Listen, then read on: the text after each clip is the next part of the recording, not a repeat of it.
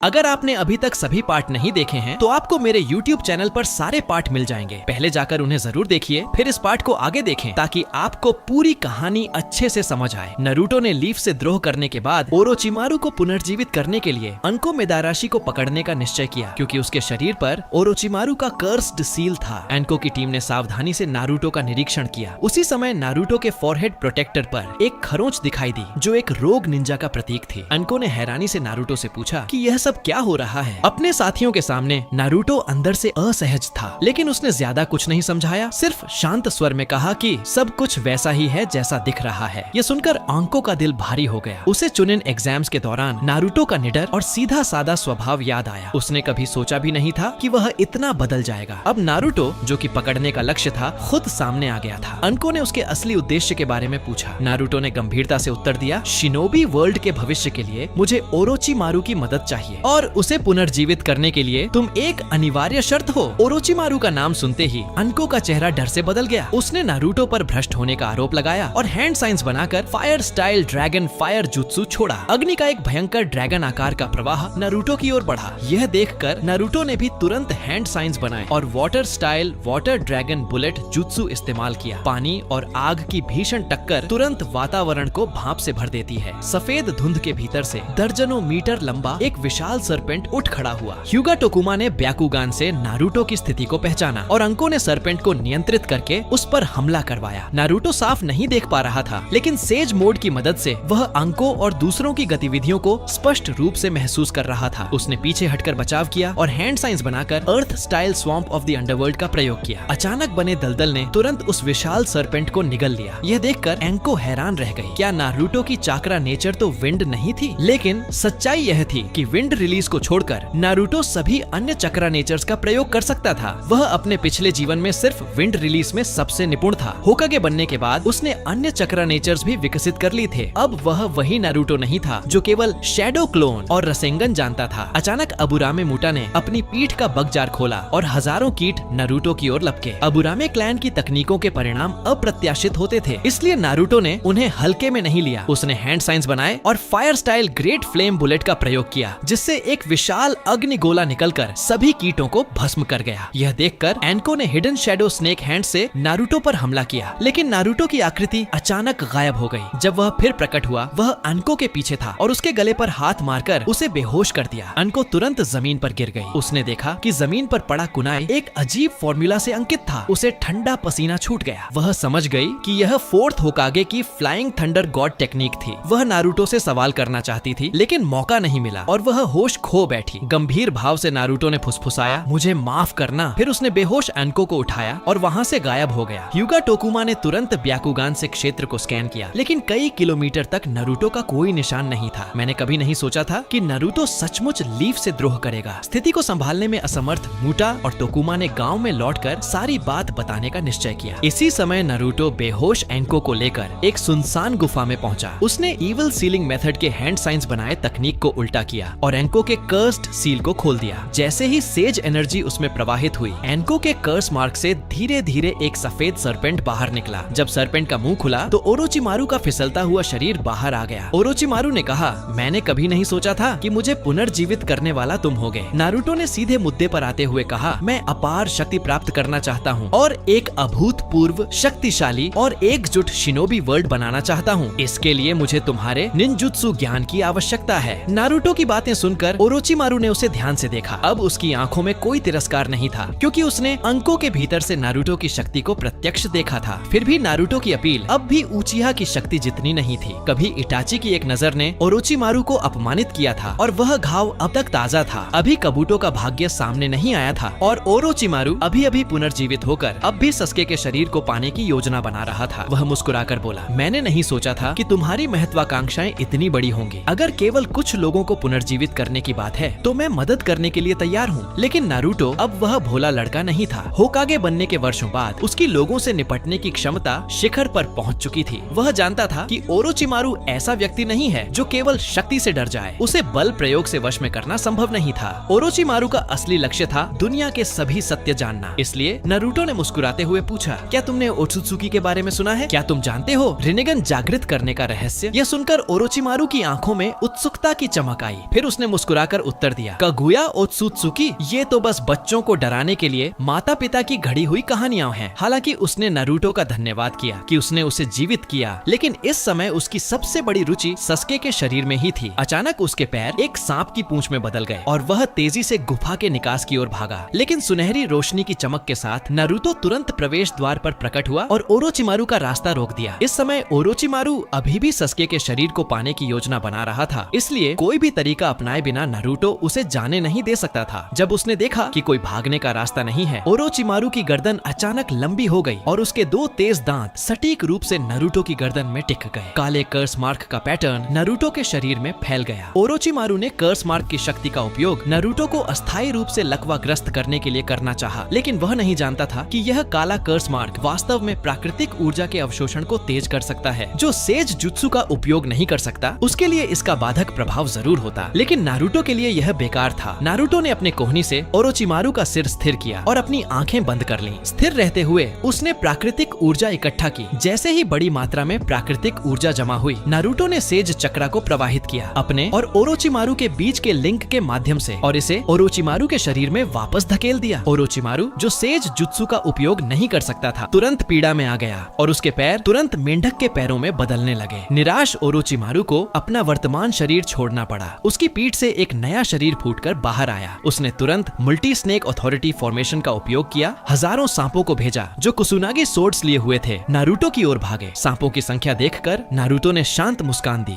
यह एक जुत्सु था जिसे वह हमेशा से आजमाना चाहता था। नारुतो ने एक शैडो क्लोन बनाया जो जमीन पर बेहोश पड़े अंकों को ले गया। फिर हैंड साइंस बनाए और सेज आर्ट का प्रयोग किया। Fire style majestic destroyer flame. तुरंत एक आग का समुद्र फटा और आने वाले सांपों को निगल गया। ओरोचिमारू अविश्वास में था। नारुतो, जो उचिहा क्लैन का नहीं था, वास्तव में इतनी बड़ी फायर स्टाइल का उपयोग कर सकता था। धुएं में से एक कठोर ध्वनि आई। नारुतो का रेटन शुरिकेन धुएं से बाहर निकला, ओरोचिमारू की ओर उड़ता हुआ। ओरोचिमारू का दिल कांप उठा। उसका सांप इंस्टिंक्ट बता रहा था कि यह चाल अत्यंत खतरनाक है। उसने तुरंत अपनी उंगली को काटा और हाथ जमीन पर पटक दिया। ट्रिपल रासेंगान सक्रिय किया, लेकिन रासेंगान नारुतो के रासेंगान को बिल्कुल भी रोक नहीं सका। ओरोचिमारू का शरीर अनिवार्य रूप से उसमें फंस गया। जब सफेद तूफान शांत हुआ, वह दर्दनाक स्थिति में जमीन पर पड़ा था। नारुतो तुरंत उसके पास प्रकट हुआ और मुस्कुराया। ओरोचिमारू, क्या अब तुम कृपया सस्के के शरीर की लालसा करना बंद कर सकते हो? ओरोचिमारू की आत्मसमर्पण की तुलना में नारुतो को सस्के की सुरक्षा अधिक महत्वपूर्ण लगी। ओरोचिमारू के उठने के बाद वह अब भी हाल ही की लड़ाइयों से गहराई से अस्थिर था। नारुतो की सांस बिल्कुल भी नहीं बदली थी। यह स्पष्ट था कि नारुतो ने अभी तक अपनी पूरी शक्ति का उपयोग नहीं किया था। उसने आसानी से ओरोचिमारू को दबा दिया था। नारुतो की वर्तमान शक्ति ने ओरोचिमारू को अपने जीवन में पहली बार ऐसा महसूस कराया कि वह कमजोर हो गया है। उसने मुस्कुराते हुए कहा कि वह अब सस्के को छोड़ देगा, क्योंकि निंजा वर्ल्ड की हवा की दिशा पहले ही बदल चुकी थी। जहाँ भी नारुतो की तेज हवा चली, वही उसकी सबसे अधिक रुचि बन गई। अब जब उसने ओरोचिमारू को नियंत्रित कर लिया, तो नारुतो को सबसे पहले उसे उसके हाथ और सभी जुत्सु वापस दिलाने थे। उसने गांव के बाहर एक व्हाइट जेट्सु स्काउट को पकड़ लिया, फिर चुपचाप लीफ में उजुमाकी रूइंस में प्रवेश किया और डेड डीमन कंज्यूमिंग सील का मास्क ले लिया। जब सब कुछ तैयार हो गया, ओरोचिमारू ने मास्क अपने चेहरे पर रखा। एक तेज हवा चली। ओरोचिमारू ने अपने हाथों से आत्माओं को मुक्त किया। 4 अन्य आत्माएं भी मुक्त हुई। नारुतो ने व्हाइट जेट्सु का मुंह खोला और ओरोचिमारू का असली रूप तुरंत उसमें प्रवेश कर गया। उसने आखिरकार उन हैंड्स इन जुत्सु को प्राप्त कर लिया जिसका वह लंबे समय से सपना देख रहा था। इस समय नारुतो चुपचाप 4 आत्माओं को देखा और सोच में डूब गया। ये प्रीवियस होकागे की आत्माएं थीं। यदि इन्हें अकेला छोड़ दिया गया तो वे खुद ही प्योर लैंड लौट जाएंगी, लेकिन फिर इन्हें कबूतो जैसे दुश्मनों द्वारा समन किया जा सकता था। एडो टेंसेई का उपयोग करते हुए नारुतो ने एक स्क्रोल निकाली, होकागे से माफी मांगी, कहा कि अभी मिलने का समय नहीं है, और फिर 4 होकागे की आत्माओं को स्पिरिट टेक्निक से अस्थायी रूप से सील कर दिया। ओरोचिमारू नारुतो की सरल तकनीक को देखते हुए अपनी जीभ बाहर निकालने से खुद को रोक नहीं पाया। उसने नारुतो से पूछा कि उसका अगला कदम क्या है। नारुतो का अगला गंतव्य हिडन रेन विलेज था। नारुतो को रेन विलेज के प्रति विशेष भावनाएं थीं। यह वही जगह थी जहां उसका सबसे सम्मानित शिक्षक मरा था, और वही जगह जहां उसने कोनान से यह वादा किया था कि वह उसकी रक्षा करेगा। लेकिन अपने पिछले जीवन में होकागे बनने के बाद नारुतो कोनान से किया गया वादा पूरा नहीं कर पाया। रेन विलेज ने न केवल शांति हासिल नहीं की, यह अंततः कारा का ठिकाना बन गया। नारुतो ने अपने आप से कसम खाई कि इस बार वह अपने पिछले जीवन के सभी कर्ज चुका देगा, लेकिन अभी इसे कहना जल्दी था क्योंकि पेन अभी भी सबसे बड़ा दुश्मन था। जैसे ही नारुतो और ओरोचिमारू ने रेन विलेज में कदम रखा, नागाटो ने घुसपैठियों को महसूस किया और rain tiger at will will technique का प्रयोग किया। कोनान ने भ्रमित होकर पूछा कि क्या यह फिर से जिराइया सेंसेई लौटे हैं। नगाटो ने कोनान की धारणा को खारिज किया क्योंकि वहाँ 2 घुसपैठिए थे और उनमें से एक की चक्रा संभवतः सेंसेई से भी अधिक मजबूत थी। उसने rain tiger at will technique का उपयोग बंद किया और कोनान से कहा कि वह पहले की तरह पेपर में बदलकर गांव की जांच करे। नारुतो ने उस आकाश की ओर देखा जहां बारिश अचानक रुक गई थी और ओरोचिमारू को सतर्क रहने की चेतावनी दी। नगाटो को निश्चित रूप से घुसपैठियों का पता चल गया था। नारुतो ने प्राकृतिक ऊर्जा इकट्ठा करने के लिए 2 शैडो क्लोन्स बनाए। जब सब तैयार हो गया, उसने एक पेपर बटरफ्लाई पकड़ा, जानबूझकर अपनी स्थिति प्रकट की। जल्दी ही कागज की चादरें इकट्ठा हो गईं। पेन ने कोनान की स्थिति की जानकारी देने से पहले उसने पेन को रिपोर्ट किया कि घुसपैठिए नारुतो और ओरोचिमारू हैं। अगर आपको ये कहानी पसंद आई हो तो वीडियो को लाइक और शेयर करना बिल्कुल मत भूलिएगा। और हाँ, पार्ट 6 मिस न हो इसके लिए चैनल को सब्सक्राइब जरूर कीजिए। आपका प्यार और सपोर्ट ही हमें और भी रोमांचक कहानियां लाने की ताकत देता है। यहीं पर इस वीडियो को खत्म करते हैं। मिलते हैं अगले पार्ट में। Everybody knows that I'm breaking down.